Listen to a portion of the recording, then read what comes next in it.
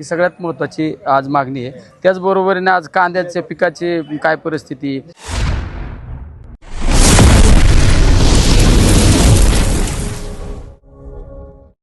शेतकरी सध्या इतके अडचणीत आहेत कारण पाऊस नाही आणि आपण जर पाहतोय की पारनेर तालुक्यामध्ये सध्या खासदार निलेश लंके यांच्या माध्यमातून हजारो शेतकरी या ठिकाणी तहसीलवरती धडक मोर्चा घेऊन आलेले आहेत। सरसकट कर्जमाफी झाली पाहिजे असं त्यांचं म्हणणं आहे। तर समोर तुम्ही परिस्थिती पाहू शकता, हजारोंच्या संख्येनं जनसमुदाय तहसीलवरती आलेला आहे।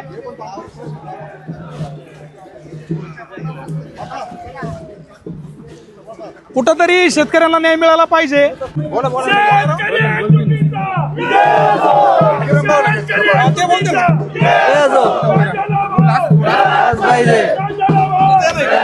एकतर या सरकारने ज्यावेळेस महाराष्ट्रामध्ये विधानसभेच्या निवडणुका लागल्या त्यावेळेस सर्व महाराष्ट्र राज्याची फसवणूक केलेली आहे। कारण त्यावेळेस आपले माननीय मुख्यमंत्री यांनी शब्द दिला की संपूर्ण महाराष्ट्रातल्या शेतकऱ्यांचा सातबारा कोरा केला जाईल।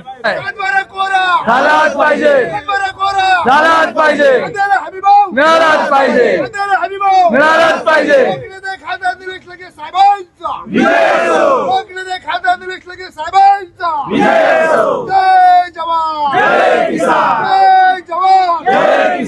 नमस्कार, मी केतन येवले आणि तुम्ही पाहताय संवाद महाराष्ट्राचा न्यूज चॅनल। आपण जर पाहिलं की महाराष्ट्रामध्ये शेतकऱ्यांची जी परिस्थिती अत्यंत बिकट झालेली आहे, बिकट झालेली नाही तर बिकट केलेली आहे आणि कुठंतरी शेतकऱ्यांना फक्त आश्वासनच दिले जात आहेत, न्याय मिळाला पाहिजे। आणि त्यासाठी या महाराष्ट्रामध्ये पहिलं आंदोलन या अहिल्यानगरमध्ये नगर दक्षिणचे लोकप्रिय खासदार निलेश लंके साहेब यांच्या माध्यमातून या पारनेर तहसीलवरती जो धडक मोर्चा आलेला आहे, हजारोच्या संख्येनं जनसमुदाय या ठिकाणी आलेला आहे। तर या आंदोलनाची जी तीव्रता आहे ती जर आपण पाहिली, या ठिकाणी संपूर्ण ट्रॅक्टर आपल्याला दिसत आहेत आणि खासदार साहेब आपल्याला सांगतील की येणाऱ्या काळामध्ये नेमकी काय परिस्थिती असेल आणि कर्जमाफीचं फक्त आश्वासन दिलं जातं परंतु प्रॅक्टिकली कर्जमाफी का होत नाही। हे जे सरकार आहे खऱ्या अर्थाने शेतकरी विरोधी सरकार आहे। या सरकारला कुठलाही शेतकऱ्यांचं घेणं देणं नाही। तुम्ही पाहिलं असेल, एक काळ भारत देश हा कृषीप्रधान देश म्हणून भारत देशाकडे आपण पाहत होतो। त्या भारत देशामध्ये सगळ्यात जास्त शेतकऱ्यांच्या आत्महत्या आणि त्याचं सरासरी प्रमाण महाराष्ट्राचं आहे। याला जबाबदार कोण आहे? सरकार याला जबाबदार आहे। त्यामुळे सरकारने जी कर्जमाफी केली, फसवी कर्जमाफी सरसकट दिली पाहिजे। शेतकऱ्यांची माफक मागणी का तो शेतकरी काय 5 लाख 10 लाख 20 लाख मागत नाही, 2 लाख रुपये द्या ना, पण मग कुठल्या अटी शर्तीनं देऊन टाकले पाहिजे।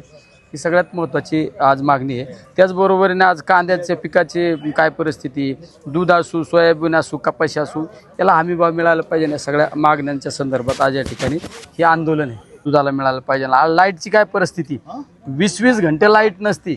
माझ्या श्रीगोंद्याचे 2 तरुण शेतकरी लाईट चालू करायला गेले आणि लाईटला चिकटून दोघं पण वारले।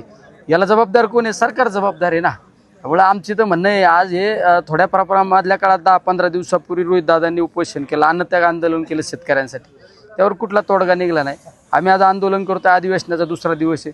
जर या सरकारला जागच येणार नसली तर आम्ही मंत्रालयात सुद्धा अशाच पद्धतीने एक मोठ्या स्वरूपात मोर्चा काढू। मग त्या मंत्रालयात आम्ही फार गुरं बैल गायासहित आम्ही घेऊन जायचा प्रयत्न आहे आमचा।